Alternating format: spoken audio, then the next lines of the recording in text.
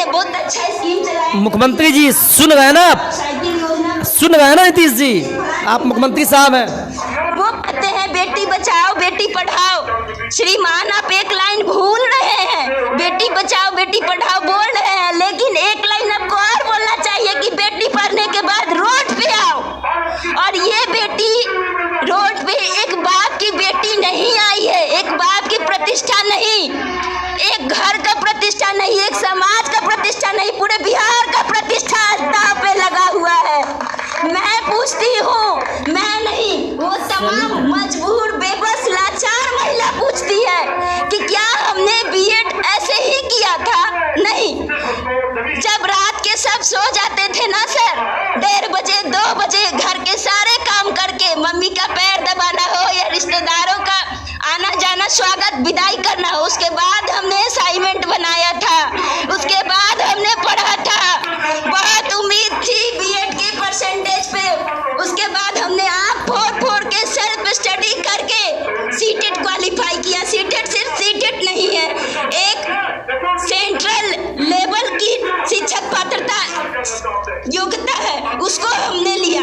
हमारे घर में बहुत सी उम्मीद जगी, सभी को लगा कि मेरी बेटी टीचर बनेगी, वो एक केंद्र सरकार की जो है सो उसमें भी मैं जा सकती हूँ, मैं केवी में भी जा सकती हूँ, मेरे पास ऑप्शन है। लेकिन श्रीमान आप सोचिए कि ये बिहार में ही क्यों मांग रही है? सिर्फ इसलिए ना कि हमारे बिहार में एक योग्य शिक्षकों की कमी है अधिक से अधिक संख्या में। आखिर आप समृद्ध बिहार बनाने की संकल्प लिए हैं, सपना देख रहे हैं, उसको जहाँ तक हो रहा है आप साकार भी कर रहे हैं, मैं इस बात से सहमत हूँ। तो फिर ये शिक्षक सड़क पे क्यों है? इनका देखिए, ये मेरा चश्मा है, इसको मैं पीछे लगाती हूँ, ये शोभा दे रहा है क्या? नहीं। तो ये शिक्षक जो आज गर्दनी बाग के तीर्थ स्थल पे है, क्या ये शोभा दे रही है? मुझे बताइए, क्या ये बेटी, ये बहन, ये भाई जिनको अभी स्कूल में होना चाहिए, ये रोड पे है? पूछिए, कोई समस्तीपुर से, कोई सिवान से, कोई सारण से, बिहार के 38 जिला से हम लोग आए हैं सिर्फ और सिर्फ इसी उम्मीद पे ना कि आज हम लोग आए हैं। तो आपको, मैं सारण से आई हूँ, बिल्कुल मैं सारण से आई हूँ, और मैं यही कहना चाहती हूँ कि अगर आज मैं आई हूँ तो इस उम्मीद पे आई हूँ। जैसे कोई मंदिर में जाता है ना सर, तो उसका एक लगता है कि मन्नत मांगता है और भगवान उसको बखूबी पूरा करते हैं, जबकि वो भगवान जो है सो सतत एकदम प्रत्यक्ष रूप से दिखाई नहीं देते हैं, अप्रत्यक्ष होते हैं भगवान, किसी न किसी रूप में आते हैं। और आज हम इस तीर्थ स्थल पे आए हैं तो सिर्फ इसी उम्मीद लेके कि हमारी उम्मीद को आप पूरा करेंगे। महोदय आपसे रिक्वेस्ट है, आप हमारी उम्मीद को पूरा कर दीजिए, या फिर हम ये भी नहीं कर रहे कि हम जान दे देंगे, मर जाएंगे, क्योंकि हम इतने कायर नहीं है। लेकिन आज अगर हम सड़क पे हैं श्रीमान, तो इसमें दोष आपका है, किसी और का नहीं है, दोष आपका है। आपने मुझे मजबूर किया इस तरह से चेहरा ढक के आने के लिए। हमारे पेरेंट्स कभी भी अलाउ नहीं करेंगे, फिर भी मैं छुप के आई हूँ सिर्फ ये पूछने कि क्या ये मेरी जगह है, क्या मैं शोभा दे रही हूँ इस जगह पे? नहीं। तो फिर क्यों हमारे साथ, हम बेरोजगार अभ्यर्थियों के साथ, हम लाचार महिलाओं के साथ ये नाइंसाफी क्यों? आपने कहा कि हम गांधी मैदान से नियुक्ति पत्र देंगे, हमने कहा श्रीमान ठीक है, आप पहले विज्ञप्ति तो दीजिए महोदय, आप नियमावली तो दीजिए महोदय, कहाँ है? आप कहाँ सोए हैं? आप समझिए, आपको अगर प्यास लगती है तो क्या चावल, रोटी, भात, पुलाव, पनीर, मंचूरियन खाने से पेट भरेगा क्या? प्यास बुझेगा? नहीं बुझेगा। तो फिर आज हमारे बिहार में योग्य शिक्षकों की कमी है, जरूरत है, तो आप इसको पूरा क्यों नहीं कर रहे हैं? श्रीमान आप इसको सीरियसली क्यों नहीं ले रहे हैं? आप हमारी मजबूरी क्यों नहीं समझ रहे हैं? आप हमें विवश कर रहे हैं इस धरना स्थल, सॉरी इस तीर्थ स्थल पे यहाँ पहुँचने के लिए, हल्ला बोल करने के लिए आप हमें मजबूर कर रहे हैं। हम गरीब घर से हैं साहब, हम महिला हैं, लाचार है, बेबस हैं, लेकिन जरूरत पड़ने पे हम अगर सृजन का निर्माण कर सकते हैं, सृष्टि का सृजन कर सकते हैं, तो आपके पूरे सृष्टि का संहार भी मैं कर सकती हूँ।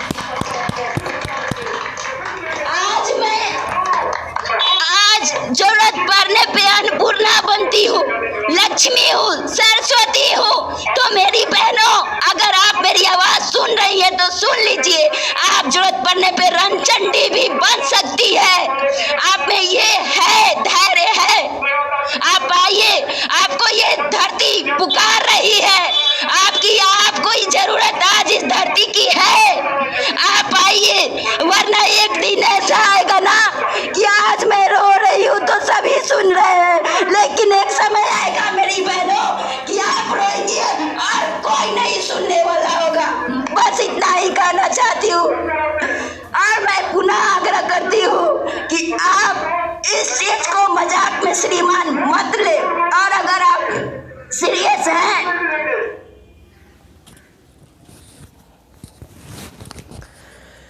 ये वीडियो सुनाने का मकसद इसलिए नहीं है कि मजाक नहीं है, वाकई में इस बहन को मेरा प्रणाम है, चूँकि हमारी बहन भी है, हमारे घर में भी बहन है, और आप लोग भी, आपके भी घर में बहन होंगी जो पढ़ी हैं, लिखी हैं, या जॉब में हैं, या जॉब करने के लिए उत्सुकता में पढ़ती होंगी, और जिनकी बेटी पढ़ लिख के जब रोड पे होती है तो वाकई में क्या दुख होता है। या जिनकी बहन, इसने एक लाइन कहा, मैं अपना मुंह नहीं खोल सकती हूँ, नकाब जिसको बोलते हैं।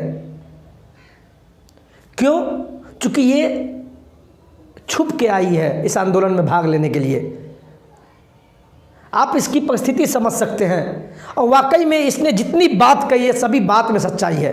मेरे दोस्त, मेरे भाई, मेरी बहन, मैं आज ये वीडियो दुखी मन से इसलिए आया हूँ, और ये कोई नाटक नहीं है। इस वीडियो को दिखा के कोई आपसे मुझे व्यूज़ नहीं लेना है। इस वीडियो को दबा के शेयर कीजिए, इसलिए शेयर कीजिए कि हमारा जो निकम्मी सरकार है, खासकर माननीय मुख्यमंत्री जी, पता नहीं उनको तो दिमाग ही खत्म हो गया, लगता है सठिया गया है।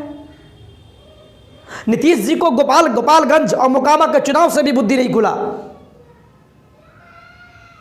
हम तो माननीय मुख्यमंत्री जी को बोलेंगे, सॉरी उप मुख्यमंत्री साहब माननीय श्री तेजस्वी बाबू, कि आप नीतीश जी को भी निकाल दीजिए, नहीं तो ये आपको भी डुबा देगा। ये डूबता हुआ नाव है नीतीश जी, माननीय मुख्यमंत्री जी। और नीतीश जी, आप जिस बेटी की बात करते हैं, जिसको आप कहते थे कि उसको पढ़ाओ लिखाओ, और आज वही बेटी रोड पे है सर, जिनको बोर्ड पे होना चाहिए। और वाकई में इस बेटी को मेरा सलाम है, नौकरी तक सलाम करता है इसको। लेकिन आपकी नाकामी, आपकी कुर्सी की चाहत, नीतीश जी हम सही बोल रहे हैं, आप एक शिक्षक की ताकत को नहीं जानते हैं। क्या आपको नहीं पता बिहार में योग्य शिक्षक की कमी है? आप शिक्षक को नौकरी से क्यों ले रहे हैं नीतीश जी? बिहार में वाकई में योग्य शिक्षक की कमी है। अगर थोड़ा भी शर्म बचा है नीतीश जी, आप, मैं क्या बोलूं, बहुत शब्द अब निकल जाएगा मेरे मुंह से, क्या बताइए। और आप तमाम अभ्यर्थी को बोलेंगे, और खासकर हमारी बहन माताएं बहनें, आप भी घर से निकलिए। और खासकर मेरे दोस्त, मेरे भाई, जो भी पुरुष अभ्यर्थी हैं वो भी निकले घर से, नहीं तो ऐसा नहीं हो कि बाद में आपको रोने के लिए कुछ नहीं बचे। मैंने कहाँ मना किया आप सीटेट नहीं पढ़ो, आप तो ऑलरेडी पास हो, लेकिन आंदोलन में अपना सहभागिता दीजिए दीजिए दीजिए, नहीं तो बाद में फिर ये मत कहना कि हम छट गए, चूंकि कटअप अब हाई हो जाएगा।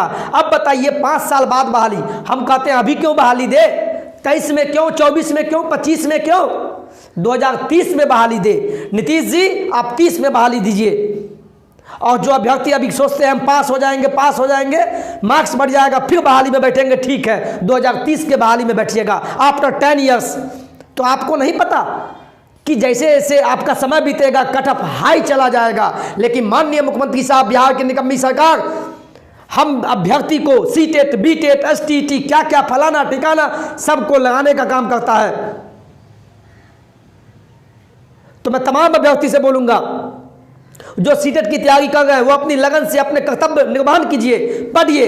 लेकिन ये तो भाग्य की बात है, जॉब किसका होगा नहीं होगा, माता रानी सभी का जॉब हो। लेकिन जो ऑलरेडी पहले से सीटेट पास है, 3.5 साल से आंदोलन में लगे हुए हैं, उनको बोलेंगे अब की बार चूक गए तो आपका कटअप हाई होगा, ये आप भी जानते हैं। लेकिन आप गर्दनी बाग में पहुंचिए इस बहन को देख के, इसकी आवाज़ को सुन के, चूंकि यह निकम्मी सरकार सुनने वाली नहीं है। और नीतीश जी, मैं आपको एक बात बोलना चाहूँगा, इस बहन की आवाज़ में आपको अगर लगता है कि आपकी सरकार बन जाएगी 2024 में आप प्रधानमंत्री बनने वाले हैं ना, तो वो तो समय बताएगा, ये मैं नहीं बोलूँगा। ये मैं तो एक शिक्षक हूँ, और बिहार की जनता खासकर शिक्षक अभ्यर्थी कोई बेवकूफ़ नहीं है, गुणवत्तापूर्ण कहते हैं ना, पढ़े लिखे हाईली एजुकेटेड है, प्रशिक्षित है। तो आप इनसे डरिए नीतीश बाबू, आप इनसे डरिए, यही आपको शिक्षक ही वोट करवाता है। और किसी का भी बेटी हो, किसी की भी बहन हो, ये नौबत नहीं आनी चाहिए, और इसका जिम्मेवार मात्र हमारी निकम्मी सरकार है, और खासकर नीतीश जी। खाली ट्विटर से डाल देंगे 1,80,000 बहाली दे गए, फिर से नीतीश कुमार इसी दिन के लिए। मुझे नहीं लगता है कि बेटी अब बिहार में सुरक्षित नहीं है। सुरक्षित कहने का मतलब पढ़ लिख के सुरक्षित नहीं है। ऐसे में कोई माता है, बताइए कितना मेहनत करती होगी, खाना पकाती होगी, घर में सेवा करना, माता पिता का सेवा करना, कपड़ा धोना, सही बात बोली है। उसके बाद बीएड करके सीटेट क्वालिफाई होके रोड पे आना, क्या इसी दिन के लिए किसी के पिता या माता या भाई अपने बहन को पढ़ाएगा या बेटी को पढ़ाएगा? इससे अच्छा है कि बेटी को नहीं पढ़ावे। तो मैं फिर से बोलना चाहूँगा हमारे माननीय मुख्यमंत्री जी से, अब भी समय है सर, आप अपने आप को संभालिए, नहीं तो आने वाला समय आपको दुत्कारेगा। आपकी हालत धृतराष्ट्र वाली हो जाएगी। धृतराष्ट्र जानते हुए महाभारत को नहीं रोक पाया, उसी प्रकार बिहार की बेटी या बिहार का नवयुवक बेरोजगार है, तो इसके जिम्मेवार माननीय मुख्यमंत्री साहब आप हैं, आप और कोई नहीं है, और सब आपका यूज करके नेता बन जाएगा। नीतीश जी, मैं आपको टारगेट करके बोल रहा हूं, आप तो इंजीनियर हैं,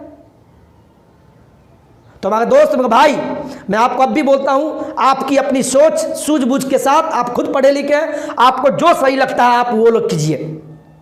और बात रहा मेरा, मैं पहले भी गया था, जाता रहा हूं और जाऊंगा, मैं बिल्कुल जाऊंगा। ये कोई नहीं सोचे कि पृथ्वी सर नहीं जाएंगे आंदोलन में, एक दिन के लिए तो मैं बस जाऊंगा, चूंकि मेरा ड्यूटी होता है, लेकिन जाऊंगा, मैं आपसे वादा करता हूं, जाऊंगा जाऊंगा जाऊंगा।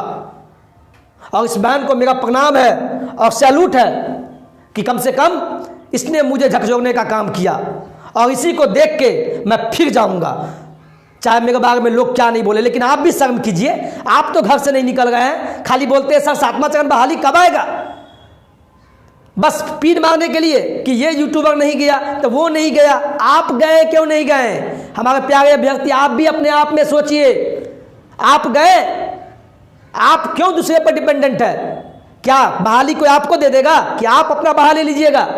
जब बहाली हो गया, आज नहीं हो, 2 साल बाद हो, 3 साल बाद हो, हम तो कहते हैं मान लो कोई कहेगा 10 साल बाद बहाली आवे, मेरा पोता भी बहाली में बैठ जाएगा, तब क्या स्थिति होगी? मेरे दोस्त, मेरे भाई, पढ़ना मत बंद कीजिए, वो ठीक है, लेकिन आंदोलन में भी अपनी सहभागिता को दीजिए इस बहन को देखते हुए बस। लेकिन इस वीडियो को अच्छे से सुनिएगा बस, और अपने फेसबुक, ट्विटर, इंस्टाग्राम सब पे इस वीडियो को शेयर कीजिए। और माननीय मुख्यमंत्री साहब को ये वीडियो मिलना चाहिए, चूंकि माननीय मुख्यमंत्री साहब की घर में तो बहू भी नहीं है, और बेटी तो दूर की बात, पोती तो दूर के बात, चूंकि उनके बेटा जो नीतीश जी के माननीय जो मुख्यमंत्री साहब के जो बेटे हैं वो अभी तक शादी नहीं किए, वो क्या बुझेंगे कि हमारी पोती बेरोजगार है? बेरोजगार तो हम लोग की बहन है, हमारे घर की बहुएं बेटियां हैं। तो आप लोग अपने आंदोलन के माध्यम से शांतिपूर्ण तरीके से इस सरकार के सामने फिर से एक बार अपनी उपस्थिति को दिखाना होगा, बस ज़्यादा नहीं बोलेंगे।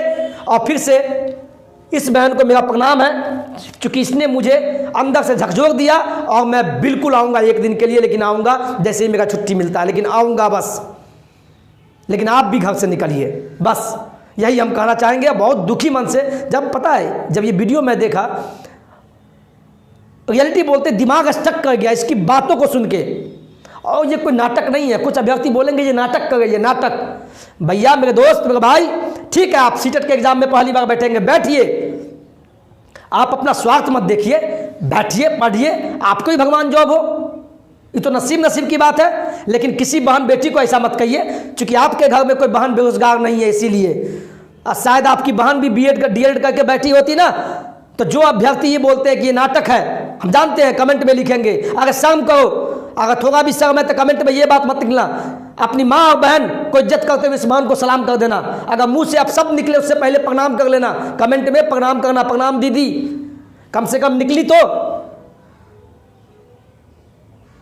चलिए ठीक है, आज के वीडियो में इतना ही, हम ज़्यादा नहीं बोलेंगे।